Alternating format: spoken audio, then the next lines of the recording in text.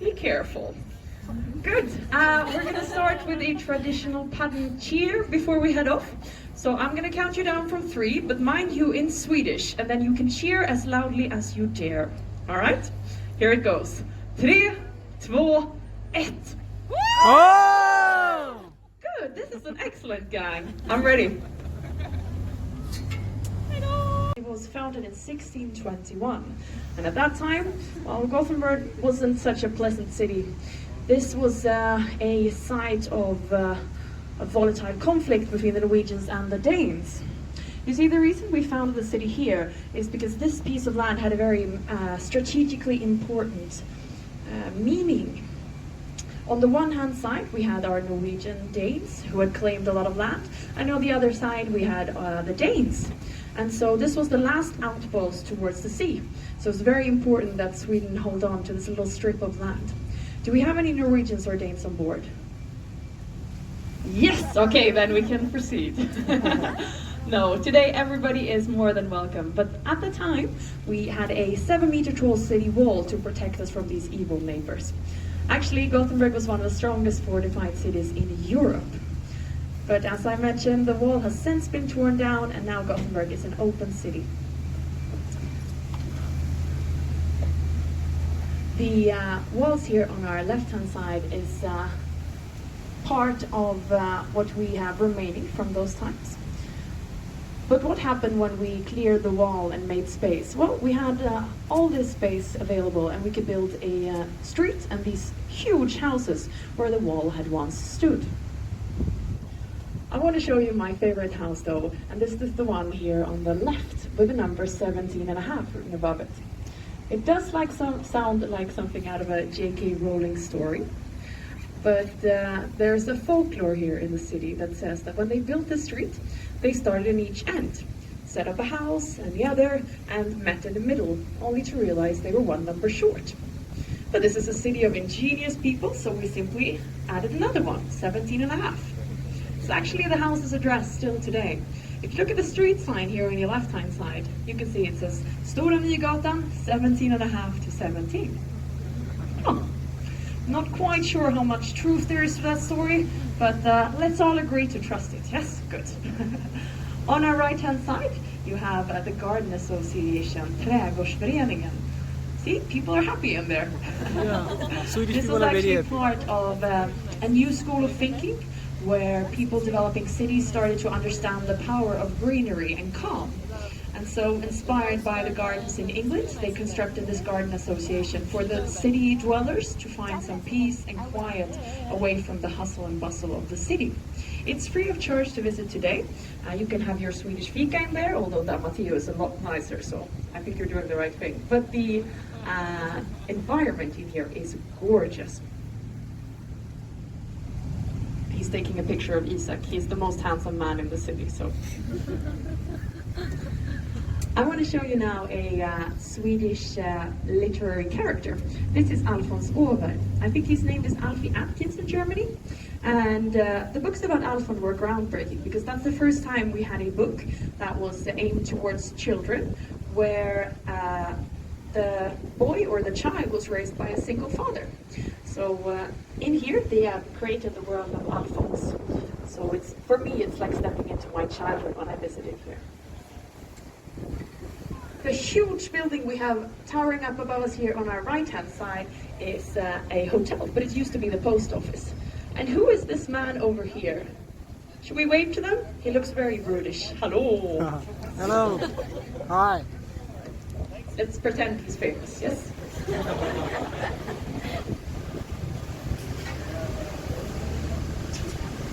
This is Central Station. Here we have a lock that is actually still operational. I know just in an hour, some colleagues of mine are gonna take the water elevator and channel their way up through a higher water level. And they'll be able to enter all the way into the amusement park of Liseberg, the waterway. But in order to get there, someone has to leave the boat, usually me, and open these heavy gates, because the lock is still run manually. So it's hard work, but it's quite an impressive thing to pass through.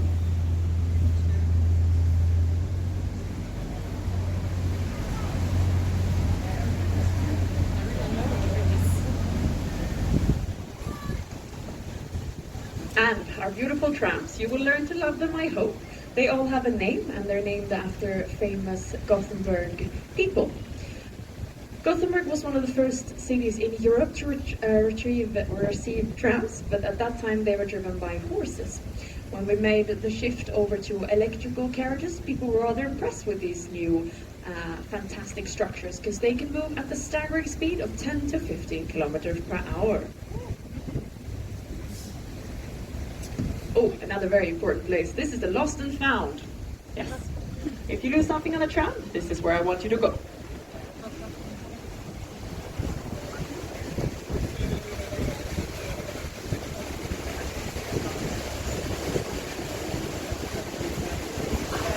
Inside this kind of thing is very nice. Yeah, not in the. In the palace house, this is where Mr. and Mrs. Furstenberg used to live. They were both keen art lovers and sponsored many Swedish promising artists. All of this extensive art collection that they gather over the years was then donated to Gothenburg's Art Museum. And that's why we have quite a impressive collection of art, although we're a quite small city. So if you do visit the Art Museum, I think it's €8, nothing more, nothing less. You will be able to see Picasso and Van Gogh and also some Swedish masters like Zorn and Carl Larsson.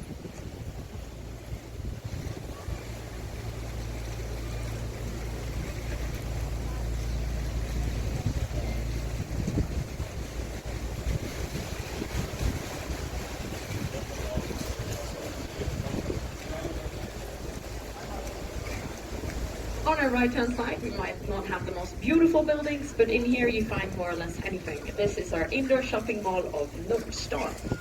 I think in total it covers an area of 55 football fields, so it's rather vast.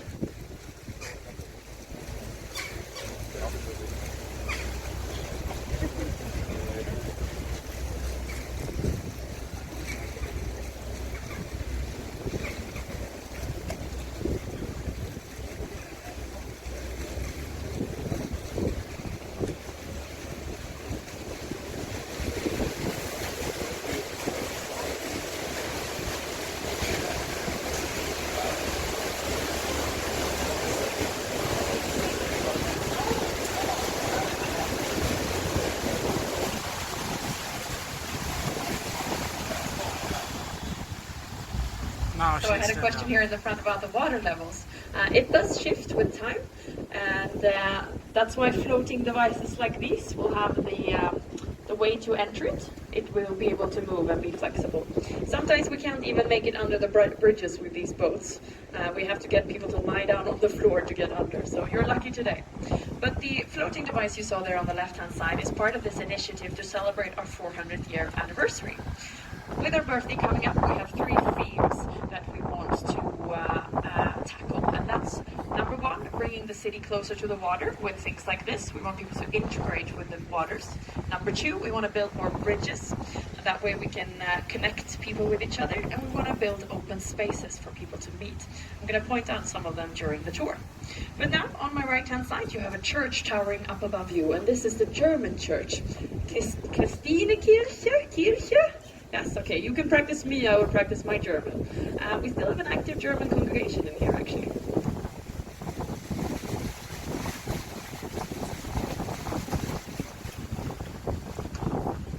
Right next to the German church are 2 buildings that hold quite a lot of history. They used to belong to the Swedish East India Trading Company. They traded mainly in China and did so for a period of over 80 years. The way they made their wealth, because they were incredibly successful, was by bringing back exotic goods like porcelain and spices and textiles.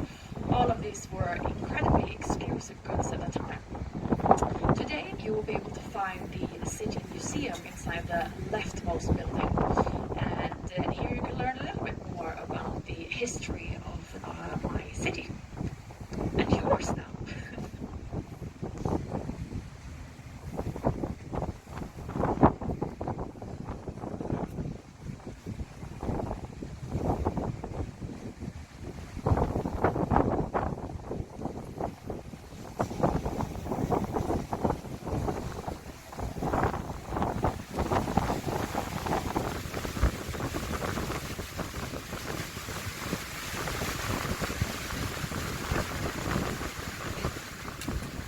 can feel the winds are getting stronger. We're about to head out on the river.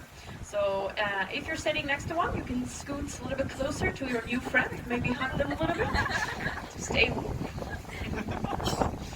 I want to show you the oldest inhabited building here in Gothenburg, and that's a residency. It's the yellow building there on your left-hand side. Can you see the flag above it? Yeah. What the symbol? This is also where the king used to sleep when he visited Gothenburg.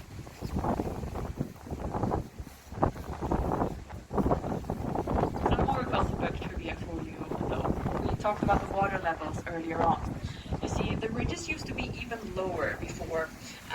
The second bridge that we're approaching now, it used to be so low that it was infamously called the cheese slicer. You see, people could get the top of their head sliced off like a cheese slicer if they weren't careful. But the municipality wasn't very happy with this. Not very good commercial for our city. So they raised it. So I think you can sit in your seats comfortably.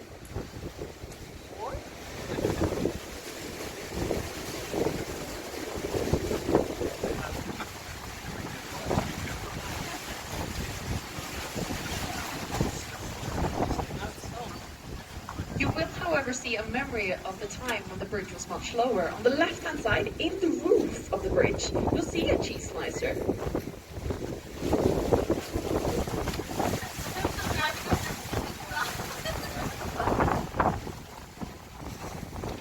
For those of you who don't yet have one, this is an indispensable tool, so go to IKEA straight away after this tour. Now, I want to welcome you out onto the river Göta älv. This is the heart and soul of our city. A lot of the industry here in Gothenburg was able to flourish thanks to the waterways. We'll see lots of boats of different shapes and sizes, so see if you can scout your favorite one.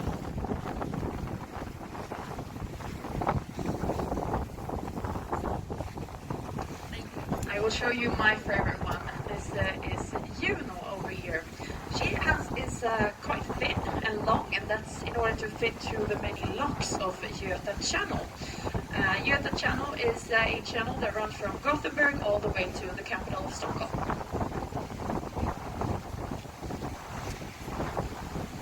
Isak, är det där unionsflaggan? Did you notice something weird with the flag? Yeah. We're going to see another weird flag like that before. Maybe Isak knows more about this, but I believe it's because the ship is older than when we split from Norway. Yes, he's nodding. I'm saying it very weirdly, but more or less it's right. So this flag is from when we still had Norway as part of Sweden. So if the ship is older than the time when they were granted their independence, it will still have this flag. Look at all these boats here. Did you see all the toddlers there? You just about made them out. This is actually a floating ship museum called Maritime. So here you can stroll around, visit both military and civil ships. There's even a submarine for you to crawl down into if you dare.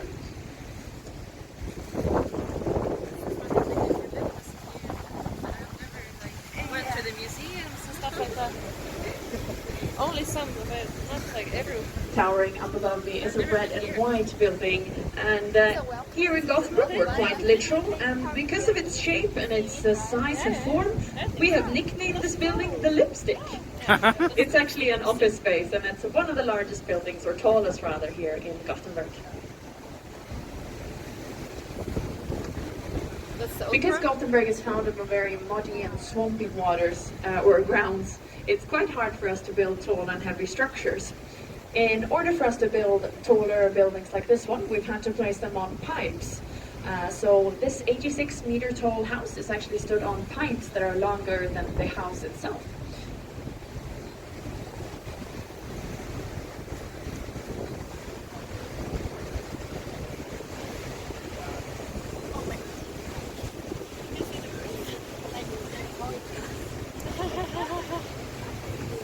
So I had a question as well about the ship below the Lipstick. This is a four-masted bark, and her name is Viking. And yes, you may visit it because it's a hotel and restaurant. So sometimes I have people toasting me there from the deck.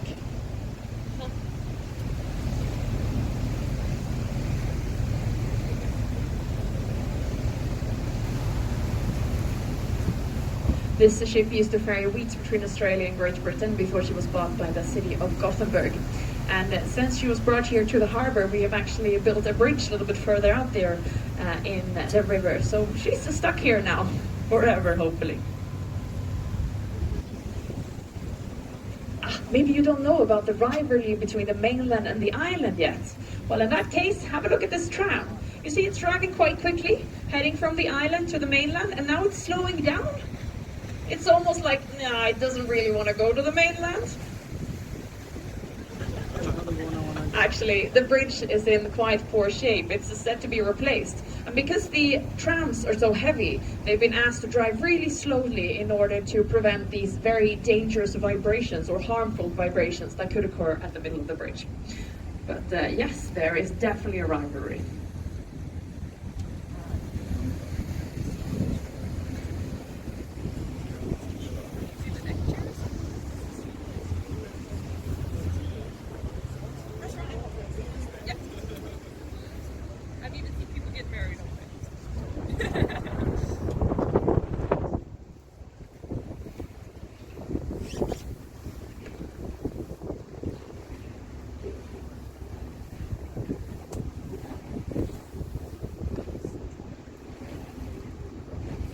If you do manage to spot a seal during the tour, I'm going to add 10 extra pounds to this journey. So. But sometimes we do spot them, and then it becomes a seal safari. I want to show you now one of my favorite buildings here in the city, apart from the 17.5 house, and that's the one here on our left-hand side, our Opera House. Gothenburg's identity is very much like a working class city town, and so this building was actually rather controversial. Why were we going to build an opera? In fact, we already had a building that served like an opera house, and the commune or the municipality wanted to spend all this money and invest it in a new opera house. After a long time of debate, it was decided that we were indeed going to have an opera house, but the architect was very mindful of this conflict and the reluctance in the city. So he made sure that our opera house didn't have all of that grandeur that many of the capitals here in Scandinavia have in their opera houses. There's no gold, there's nothing fancy. In fact, the building itself is inspired by the harbors and the industry here. So maybe you can make out the front of a ship or a lighthouse in the silhouette. And this goes all through the interior of the opera house as well.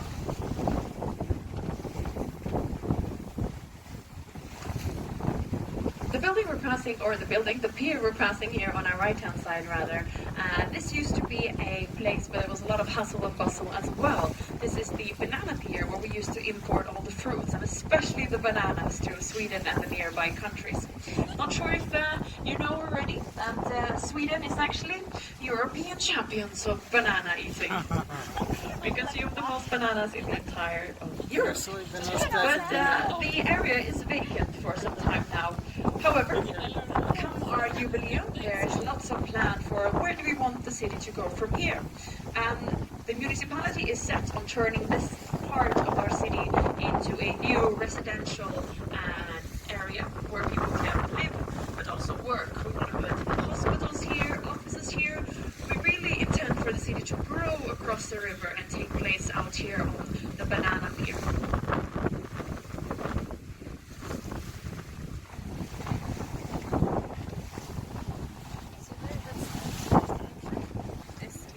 People getting cold now, you remember my trick? Yeah. Oh, this is what they teach us in the Swedish ski school as well. You put your arms straight down, and then you pop your arms out here at a right angle, and you lift your shoulders, try it. And you have them properly down like this, flex it out, and then the blood will pump out. Yes, you can feel it. On our right-hand side now, we have two buildings that are made out of glass, and the second one of them used to belong to Hasselblad, the camera manufacturer. If you're a camera and photography lover, you've definitely heard of this brand. They make premium cameras. And the founder, a Swedish man called Victor, he was quite a character. At one point he was approached by the Royal Air Force in Sweden. They'd shot down a German spy plane where they found quite sophisticated photo technology. And they asked him if he could make a replica. And Victor quickly answered, no, I can only make a better one. But this very self-assured attitude was perhaps part of the success of the company. They also became the manufacturer of those first cameras that were brought up during the moon landing. So those iconic pictures that you see, they were taken with Hasselblad cameras. Above us here on our right-hand side, we have a huge industrial area. And this is another part of Gothenburg's history and heritage. This is an abandoned shipyard. At one point, we were really a shipbuilding city. That was what we were known for. You see, Sweden still had an intact industry after the rest of Europe had been destroyed by war, and we were able to profit from this new search for ships. As a consequence, we became leading in this craft. In fact, there were shipyards lining the riverbank, of which there are few traces left now. Götaverken Cityvarvet was one of the last shipyards to hold its stronghold, but it was closed a couple of years ago. The city is hoping now to redevelop this area, but as with mostly here in Gothenburg, they're cautious and careful to preserve the heritage that we have. You will see a few of the cranes are preserved from other shipyards a little bit further out once we round the corner. So why are we no longer a shipbuilding city? Well, what happened was that during the 70s, it simply started becoming cheaper to build ships abroad. So one by one, these shipyards would close. There was a huge blow to the city's economy and became known as the Great Shipyard Crisis. Somehow we managed to preserve our flight and our spirit, and once again, the city is flourishing.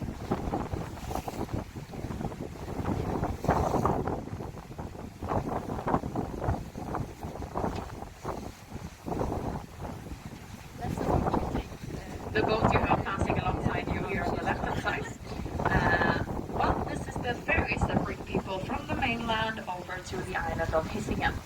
So along with the trams, the boats are actually a part of our public transport system. You might not know it, but the boat you're sitting in now is actually also a ferry. Because you guys booked this tour, we realized we were short of boats. So I asked Isak to steal one of the boats, and he ran it at full speed under the many bridges of the harbor. Off came the top, and out came this boat. Yes, recycling, very important in Gothenburg.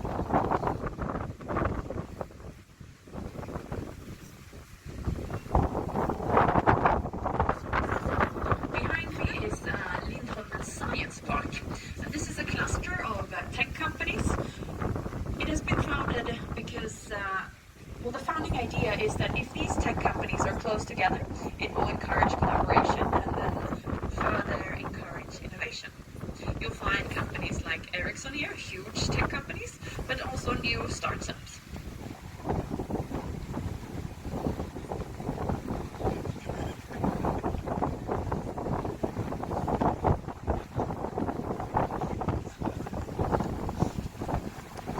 On your left-hand side, you'll see two churches. The top one of them is the Mass Choppers Church.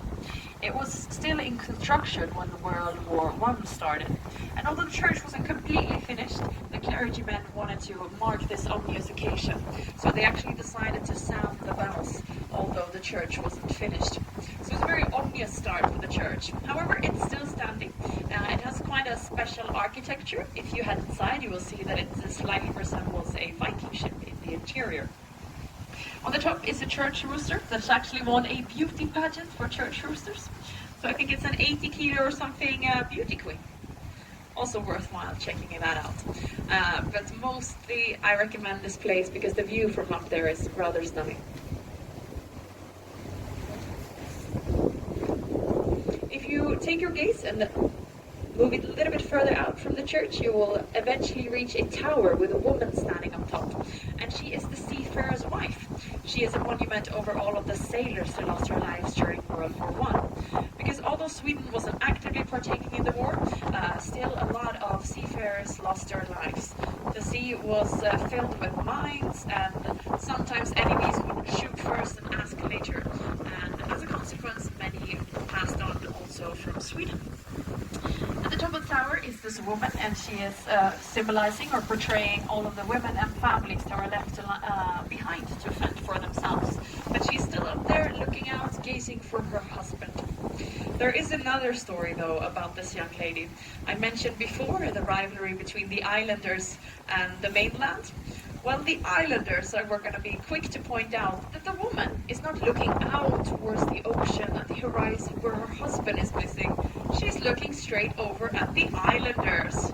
She probably thinks they're very good looking and maybe even has a lover there. The artist has been clarified that he just simply wanted her profile to be seen from the inner city, but you decide which story you like more.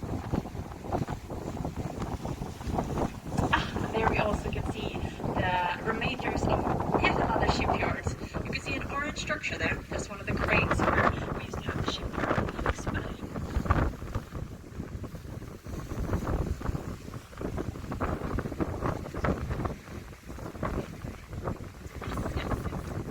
They're not sure here. Is this really an island? It's huge. I believe it's the fourth or the fifth largest island in Sweden.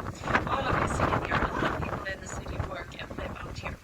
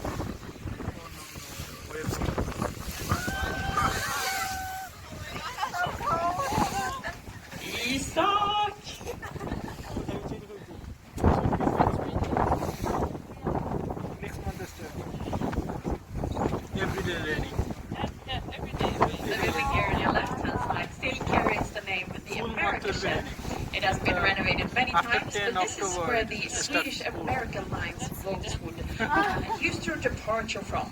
That was after the Great Emigration had taken place. People wanted to visit their relatives.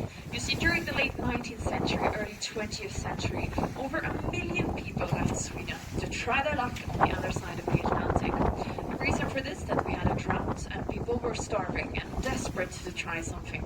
They sold what little belongings they still had and bought that one ticket to the new land.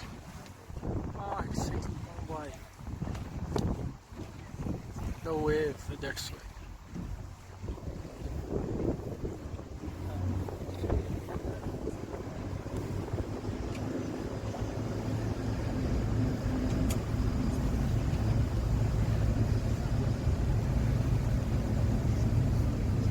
That's better. Now we're getting warm again. I want to mention a little bit more about the emigration. If you ever visit the casino here in the city, you should know that it's actually still on historic ground too.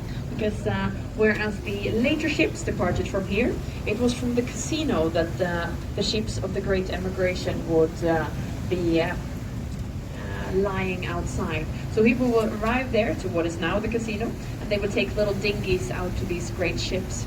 So whenever I walk past the casino, I try to think about the fact that many people took their last steps on their first homeland right outside there, probably knowing that there was a chance they might not survive the journey and that they would probably never return here again. These million people that left Sweden actually were a fourth of the population at the time. So of the 4 million Swedish people, about 1 million of them left. There was also a lot of Norwegians and other neighboring Scandinavian countries that would arrive here to our city of Gothenburg. This is just really the center of that business where the ships were departure from.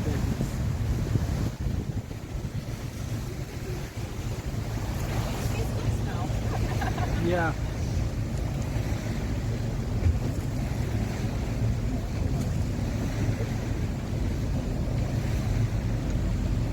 Oh, I completely forgot to warn you. If you are afraid of heights, you must close your eyes now. because we are about to pass the tallest mountain of Gothenburg. Yes, you might have been to Norway, you've heard of these tall mountains we have in Scandinavia. Well, let me introduce you to the tallest mountain in Gothenburg. It's the little hill, the bump in the terrain on your left-hand side. Yes. Astonishing. Along with the Mass Choppers Church, the Ramberget, the mountain there on your left-hand side, is another good place to do a little hike for a day trip and then just scout your new environment.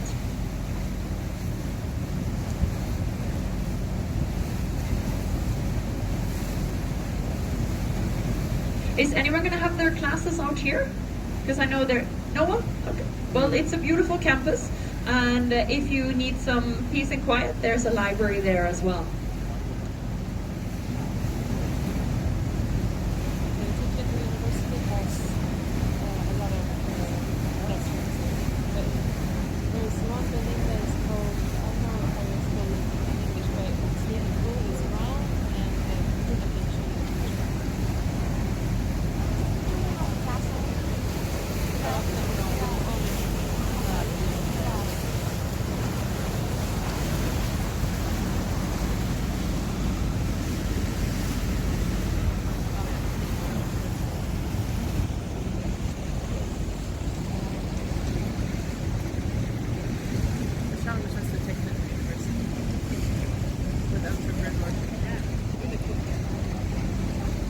Engineering, I think. Engineering. Not for us. Not for us. I think we can take We are some unlucky. courses. We are unlucky. Yeah, we're unlucky. I think we can take some courses if we want them. But Gothenburg is much better. That's, You've seen here? yeah, that's on the side, but you cannot see it now. Ah. That's a building. Have you been there? Yeah, I went to that building. It's so cold. Yeah. That's the part of The building we have straight ahead is rather ugly looking. It's a reserve power plant here, or heating station in the city. But of course we wanted to make it a little bit more beautiful, and that's why it has this abstract art on the side. And I've been asking people for years to explain to me what it's supposed to represent. So I will give you 10 Swedish crowns if you can say what it is. Maybe a wave, a snake. Very interesting blue pattern. I want to show you something else though, and that's the pink building to the left-hand side with a black roof. If you look very closely, you will see that the building is actually a little bit tilted. Compare it to the ground below, maybe you'll see it. You see, just like with the Lipstick Tower, it stood on pipes.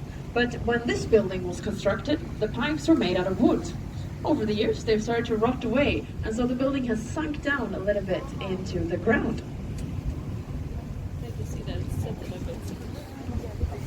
All right, it's time for us to head back in under the first bridge and back into the canals, the channels of Gothenburg. This bridge is the lowest bridge we're going to pass on the tour. It's nicknamed the hairdresser, so if you're not careful.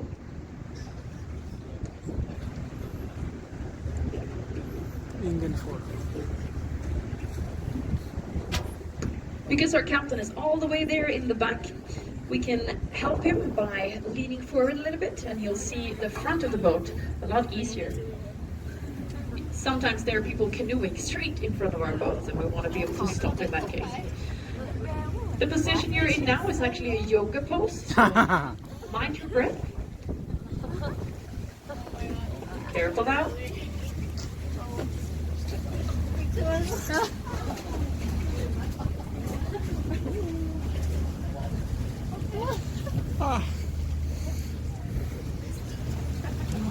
They're up there looking to see how many people survive. This is a great exercise. Great exercise, up and down. Wow. Usually I find it's when my guests are very old, you can hear the ooh sound, but there was quite a lot of oohing here on this boat, so yes, get to the gym tomorrow morning. Right, we've all survived, and I can welcome you back into the canals. This is called the Rosenlunds Canal. After we pass under the next bridge, you're going to be able to see the last remaining part of the city wall that used to surround Gothenburg. It's going to appear right after we pass under the bridge to your left. So be ready. It is not close enough.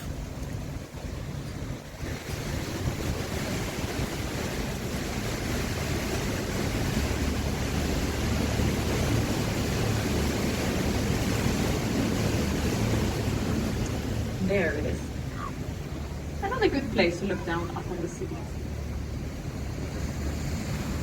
The Rosenlund channel or canal where we've entered now, this used to be where all the fishing boats would arrive. They would unload their fish here and the catch was then sold by the women of Gothenburg. They would have to do so outdoors in nearby streets and squares. And as you can probably imagine, it was quite a hard job to do, especially during the winter. Cold and wet and not very hygienic. However, a decision was made to build somewhere for these women to be indoors. And that was the start of the iconic building that we're going to see soon, the fishing church, Fiskekyrkan. The fish market bears a striking resemblance to a church. The architect has never really revealed why it is like that, but it's inspired many of the couples in the city. They have ventured here to the fishing church, stood in amongst the fish and the vendors, brought all of their family and actually gotten married in here. Crazy fun? I'm not sure. But if you're not getting married, you can also head there to purchase fish and seafood. There is a very exclusive restaurant there as well. So if you're celebrating, maybe this is the place to go. But it does look like a church, right? Yeah. Actually doing this honeymoon here.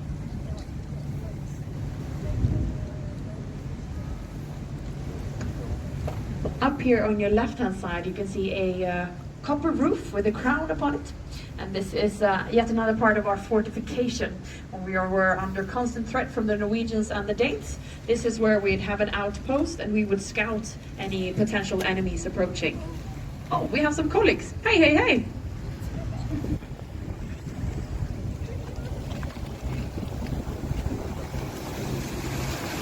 All right, we have to show our new Swedish skills. I will count you down from 3 and then you'll say hey, okay? And they'll think you're fluent. 3, 2, 1. Hey! Well done, good. Then say You hey to won't her. know a thing.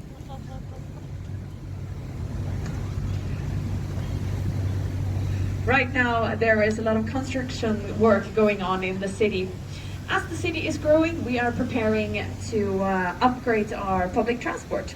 So we're going to build a station here and we're going to have people arriving from the nearby municipalities on a underground. So this is where commuters will arrive and be able to head straight to work.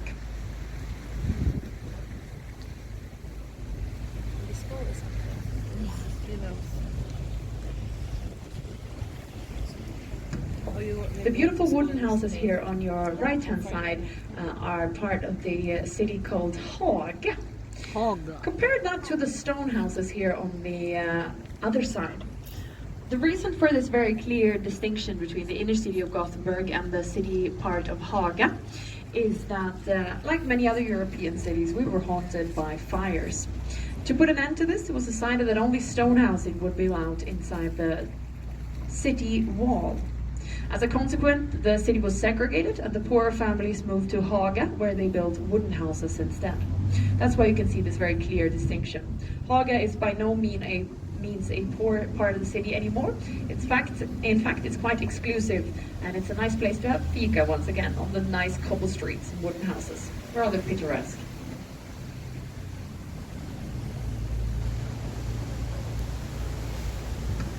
Now we're approaching some more Gothenburg University buildings, so maybe some of you will head here for classes? Perhaps? No. Where are you all going to hold this? Handels? Okay, those are really nice buildings, so you're off the hook. But the university you will be able to find in many different locations. The park here on our right-hand side is rather narrow and quite long, and you could view it as a tree library, because here we have planted many different kinds of trees. In fact, all of the trees native to the Scandinavian countries should be represented in this tree library.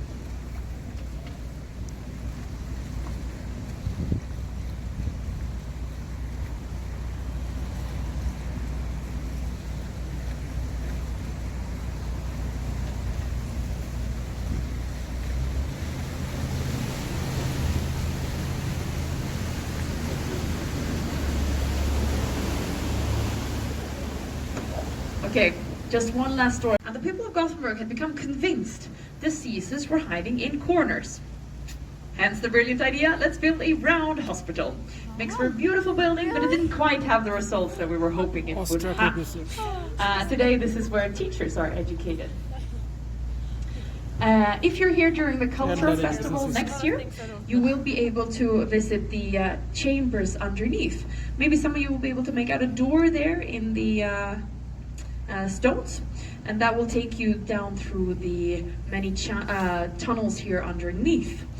But you have to get a special guided tour, and that usually only runs maybe twice or 3 times a year. But during the cultural festivals, the public company of Hiab, which take care of these historic buildings, they will put on a tour, and I can highly recommend that. So look out for that in a year.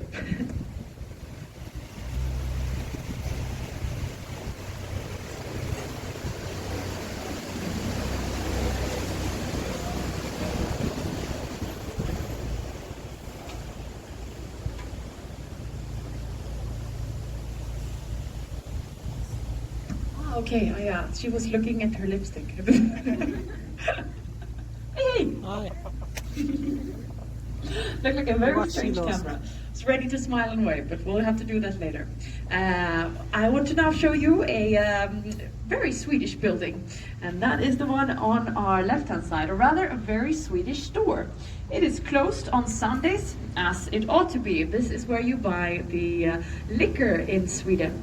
The state has a monopoly on all alcohol that is You drink it? of the stronger kind and can only be bought in these state-run shops called Systembolaget. Always closed on Sundays, and it will close early on Saturdays. You will get very accustomed to this, probably. A lot of your classmates will show you the whereabouts of I this like store. what this Jacob's cloth.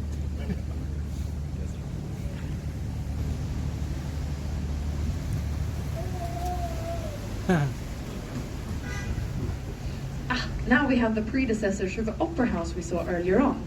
This is the Great Theatre, so this is where the operas would take place prior to that.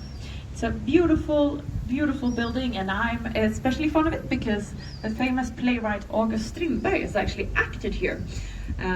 He had quite a temperament and made himself an enemy of the director there.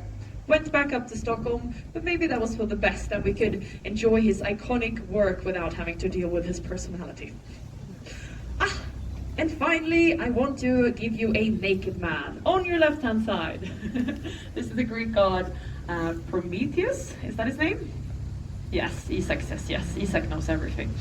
He gave the gift of fire to In Rome, I humanity. get them very good in Rome. That's it. We are back to Kungsportsplatsen. We're passing a casual sea monster here on the right-hand side, but do not be alarmed. He is very, very kind. I hope that you will find this city to be friendly and nice. Very sorry I couldn't give you any authentic Gothenburg rain. You must be very disappointed, but if you study hard, maybe the gods will reward you and you will get some rain soon. Again, my name was Mi, and we have Isaac in the back. We want to welcome you and thank you for spending an hour together with us. Thank you. Not 1 hour, only 40 minutes.